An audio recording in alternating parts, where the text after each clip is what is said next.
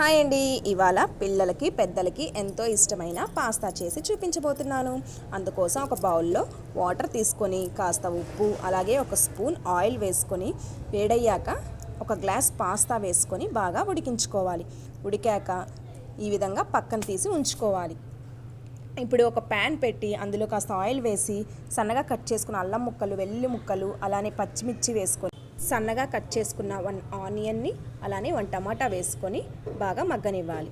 ఇప్పుడు అందులో కాస్త సాల్ట్, ఒక స్పూన్ కారం, ఒక స్పూన్ ధనియాల పొడి, అలానే టమాటా sauce, soya sauce, green chilli sauce అన్నీ ఒక్కొక్క స్పూన్ చొప్పున వేసుకొని ఉడికించిన పాస్తా వేసుకొని మొత్తం మిక్స్ అయ్యేలా ఒకసారి నీట్గా కలుపుకోవాలి.